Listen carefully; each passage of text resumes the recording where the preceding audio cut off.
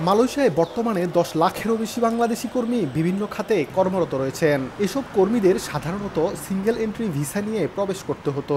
এর ফলে মালয়েশিয়ার বাইরে যাওয়া এবং পুনরায় প্রবেশ করার ক্ষেত্রে জটিলতা দেখা দিত। কিন্তু মাল্টিপল ভিসা সুবিধার ঘোষণায় নতুন সুযোগ সৃষ্টি হয়েছে বলে মনে করছেন দীর্ঘদিন ধরে এই ইস্যুতে আন্দোলন সংগ্রাম করা প্রবাসী বাংলাদেশিরা। আমাদের পরিবারে কেউ অসুস্থ হলেও আমরা বিগত দিনগুলোতে আমরা দেশে যেতে পারতাম না একের অধিকবার। এখন মাল্টিপল ভিসা চালু হওয়াতে আমরা একের অধিকবার দেশে যেতে পারবো। প্রায় 10 লক্ষ বৈধ প্রবাসীদের জন্য এই বছরে সব থেকে বেশি খুশির খবর।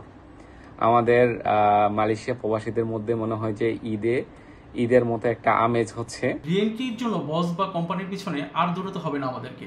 এছাড়া ইমিগ্রেশনে আমাদেরকে আর এই রিএন্ট্রির জন্য দেখা গেছে ইমিগ্রেশন থেকে নর্মাল প্রসেসে যেই ফিটা দেওয়া লাগতো আমাদেরকে, এর থেকে কয়েক গুণ বেশি দালাল এজেন্ট 200, 300, 400 রিঙ্গিত এরকম নিয়ে আমাদেরকে রিএন্ট্রি ভিসা দিত। সেই ফিটাও আর আমাদেরকে দিতে হচ্ছে না। এখন থেকে কোনো রিএন্ট্রি ছাড়া আমরা যতবার ইচ্ছে বাংলাদেশে যেতে ও আসতে পারবো। মঙ্গলবার কুয়ালালামপুরে বাংলাদেশ হাইকমিশনের অফিসিয়াল ফেসবুক পেজে এক বিবৃতিতে বলা হয়, বাংলাদেশ সরকারের ধারাবাহিকতা ও নিরবিচ্ছিন্ন কূটনৈতিক প্রচেষ্টার ফলশ্রুতিতে মালয়েশিয়ার সরকার মাল্টিপল এন্ট্রি ভিসা দেওয়ার সিদ্ধান্ত নিয়েছে। এ বিষয়ে মালয়েশিয়ার ইমিগ্রেশন বিভাগ থেকে সংশ্লিষ্ট দপ্তরগুলোতে একটি নোটিফিকেশন জারি করা হয়েছে। মালয়েশিয়ার স্বরাষ্ট্র মন্ত্রণালয় থেকে জারি করা এক বিজ্ঞপ্তিতেও এই তথ্য প্রকাশ করা হয়েছে।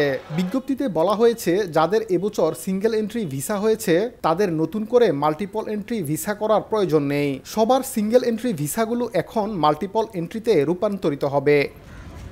মাল্টিপল এন্ট্রি ভিসার এই সুবিধা নিঃসন্দেহে প্রবাসী বাংলাদেশিদের মধ্যে এক নতুন দিগন্ত উন্মোচন করছে।